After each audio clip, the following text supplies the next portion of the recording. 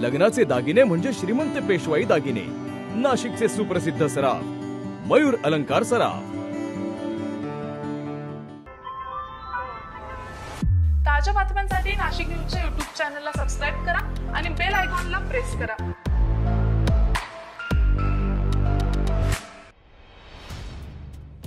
नाशिकचा ग्रामोत्सव अर्थात कालिका यात्रोत्सव यंदा 3 ऑक्टोबर पासून सुरू होतोय। नवरात्र उत्सव काळात कालिका मंदिर भाविकांसाठी 24 तास खुले ठेवण्याचा निर्णय घेण्यात आलाय। भाविकांच्या गर्दीचा दिवसेंदिवस वाढणारा ओघ लक्षात घेता यंदाही कोजागिरी पौर्णिमेपर्यंत हा उत्सव सुरू ठेवण्याचं नियोजन संस्थान व्यवस्थापनानं केलेलं आहे। मंदिर परिसरात वॉटरप्रूफ मंडप उभारला जाणार असून महिला पुरुषांसाठी स्वतंत्र रांगा असतील। भाविकांना 2 कोटींचा सामूहिक विम्याचं कवचही असेल, अशी माहिती कालिका मंदिर देवस्थान ट्रस्टचे अध्यक्ष केशव पाटील यांनी दिली आहे। कालिका मातेचा शारदीय नवरात्र उत्सव 3 ऑक्टोबर पासून सुरू होतोय।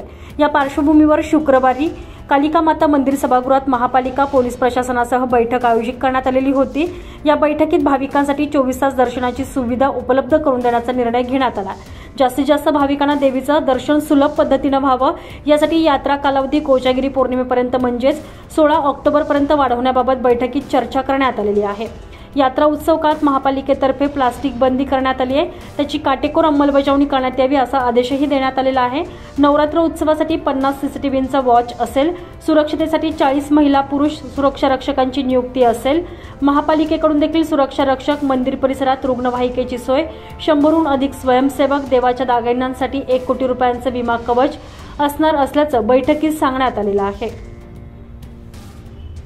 तर कालिका मंदिर परिसरात भाविकांसाठी सध्या 40 खोल्यांचं भक्त निवास आहे। भाविकांच्या सोयीसाठी यात आणखी 25 खोल्या वाढवण्यात येणार आहे। त्यासाठी 3 कोटी रुपयांचा खर्च येणार असल्याची माहिती कालिका मंदिर ट्रस्टकडून देण्यात आलेली आहे।